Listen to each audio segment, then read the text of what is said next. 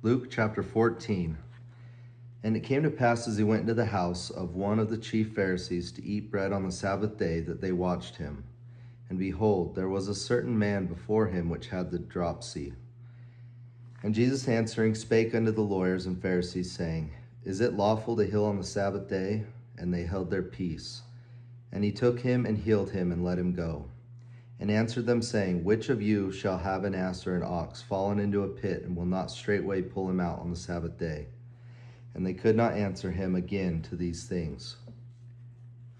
And he put forth a parable to those which were bidden, when he marked how they chose out the chief rooms, saying unto them, When thou art bidden of any man to a wedding, sit not down in the highest room, lest a more honorable man than thou be bidden of him.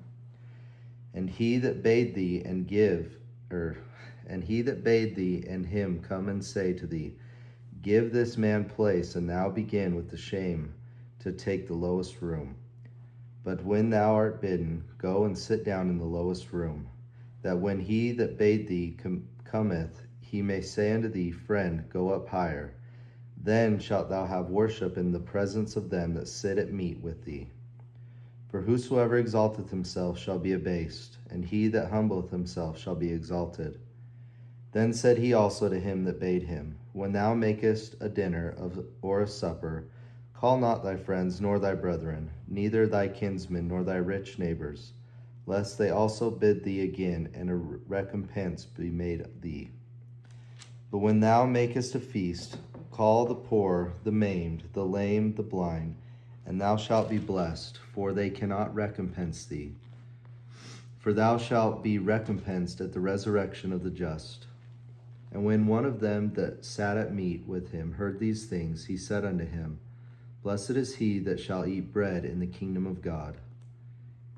Then said he unto him, A certain man made a great supper, and bade many, and sent his servant at supper time to say to them that were bidden, Come, for all things are now ready. And they all with one consent began to make excuse. The first said unto him, I have bought a piece of ground, and I must needs go and see it. I pray thee have me excused. And another said, I have bought 5 yoke of oxen, and I go to prove them. I pray thee have me excused.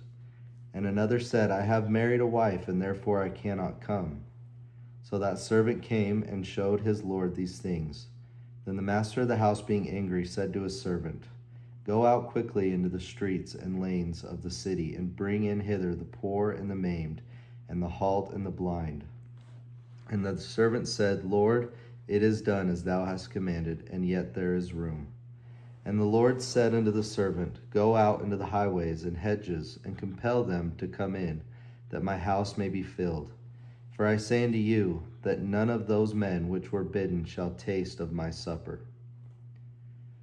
And there went great multitudes with him, and he turned and said unto them, If any man come to me, and hate not his father or mother, and wife and children, and brethren and sisters, yea, and his own life also, he cannot be my disciple.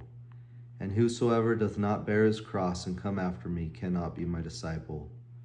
For which of you, intending to build a tower, sitteth not down first, and counteth the cost, whether he have sufficient to finish it? Lest happily, after he hath laid the foundation, and is not able to finish it, all that behold it begin to mock him, saying, This man began to build, and was not able to finish. Or what king, going to make war against another king, sitteth not down first, and consulteth whether he be able with 10,000 to meet him that cometh against him with 20,000? Or else, while the other is yet a great way off, he sendeth an ambassage, and desireth conditions of peace. So likewise, whosoever he be of you that forsaketh not all that he hath cannot be my disciple. Salt is good, but if the salt have lost his savor, wherewith shall it be seasoned? It is neither fit for the land, nor yet for the dunghill, but men cast it out. He that hath ears to hear, let him hear.